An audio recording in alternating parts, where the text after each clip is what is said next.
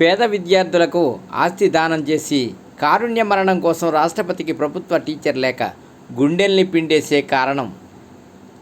చంద్రకాంత జేత్వాని అనే ప్రభుత్వ టీచర్ కొన్నేళ్లుగా పక్షవాతంతో బాధపడుతున్నారు. వైద్య చికిత్సలో నిర్లక్ష్యం వల్ల ఆమె వీల్చైర్కే పరిమితమయ్యారు. తన సహకరించకపోవడంతో కారుణ్య మరణానికి అనుమతి కోరుతూ రాష్ట్రపతికి లేఖ రాశారు. కోహినూరు వజ్రం వంటి విలువైన తన అవయవాలను దానం చేసి మరొకరికి ప్రాణం పోయాలని ఆమె కోరుకుంటున్నారు. ఆమె ఆస్తిని పేద విద్యార్థులకు దానం చేశారు. ఆమె చేసిన ఈ పని అందరినీ కదిలిస్తోంది. హైలైట్: కొన్నేళ్ల కిందట పక్షవాతానికి గురైన ఉపాధ్యాయురాలు చికిత్సలో నిర్లక్ష్యం వల్ల 5 ఏళ్ల నుంచి వీల్చైర్కే పరిమితం. మెడికల్ కాలేజీ ఆసుపత్రికి అవయవాలు దానం. కారుణ్య మరణంపై లేక పక్షవాతం కారణంగా ఏళ్లుగా వీల్చైర్కే పరిమితమైన ఓ ప్రభుత్వ పాఠశాల ఉపాధ్యాయురాలు తన కారుణ్య మరణానికి అనుమతించాలని రాష్ట్రపతికి లేఖ రాయటం సంచలనంగా మారింది. తన శరీరం తనకు సహకరించడం లేదని, పిల్లలకు పాఠాలు చెప్పలేకపోతున్నానని రాష్ట్రపతి ద్రౌపది ముర్ముకు రాసిన లేఖలో ఆమె ఆవేదన వ్యక్తం చేశారు. అనారోగ్యంతో బాధను ఇక తట్టుకోలేకపోతున్నానని, నరకం నుంచి తనకు విముక్తి కల్పించాలని వేడుకున్నారు. అంతేకాదు, కోహినూరు వజ్రం కంటే విలువైన తన అవయవాల ద్వారా వేరొకరికి ప్రాణం పోయాలని ఆమె సూచించారు. వివరాల్లోకి వెళితే,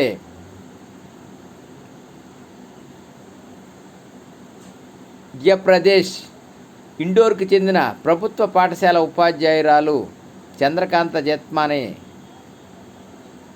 52 సంవత్సరాలు కొన్నేళ్ల కిందట పక్షవాతానికి గురయ్యారు. అయితే 2020లో వైద్యుల నిర్లక్ష్యం కారణంగా లేచి నడవలేని స్థితికి చేరుకున్నారు. ఆమెకు ఓస్టియోజెనెసిస్ ఇంపర్ఫెక్టా అనే అరుదైన వ్యాధి ఉంది. దీనివల్ల ఎముకలు పెడుసుగా మారి ఎప్పుడైనా విరిగిపోవచ్చు. కాగా అయినప్పటికీ ఆమె ప్రతిరోజు స్కూల్కి వచ్చి 8 గంటల పాటు విద్యార్థులకు పాఠాలు బోధిస్తున్నారు.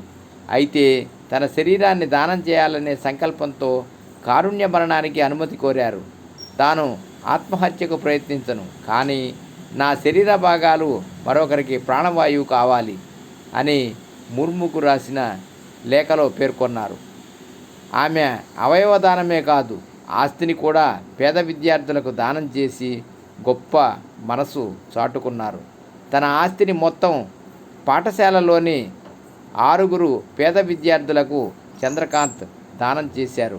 అలాగే అవయవాలను ఇండోర్లోని ఎంజీఎం మెడికల్ కాలేజీ ఆసుపత్రికి దానం చేయాలని సంకల్పించారు. ప్రాణాంతక వ్యాధులతో బాధపడుతున్న వారికి గౌరవప్రదమైన మరణాన్ని ప్రసాదించేలా కారుణ్య మరణానికి అనుమతించాలని గతంలో సర్వోన్నత న్యాయస్థానం తీర్పు చెప్పింది. పరోక్ష కారుణ్య మరణాలు, వాటి కోసం సజీవ వీలునామాలు పరిగణించదగ్గవేనంటూ తీర్పులో స్పష్టం చేసింది. కారుణ్య మరణాలకు అనుమతి ఇవ్వాలంటున్న గ్రూప్ 2 అభ్యర్థులు, నా అవయవాలు నాకు ఉపయోగపడకపోయినా ఎవరికైనా చూపు తిరిగి రావటానికి లేదా ప్రాణం నిలబెట్టేందుకు తోడ్పడితే అవి కోహినూరు వజ్రానికి మించినవే అంటూ చంద్రకాంత వ్యాఖ్యానించారు.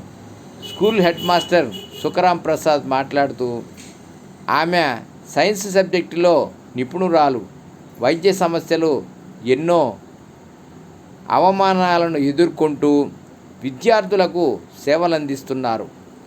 ఆమె కారుణ్య మరణానికి అనుమతి కోరుతూ లేఖ రాశారని తెలియదు అన్నారు.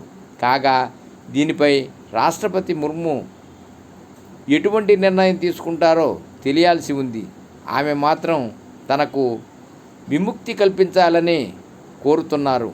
సర్వే జనా సుఖినో భవంతు.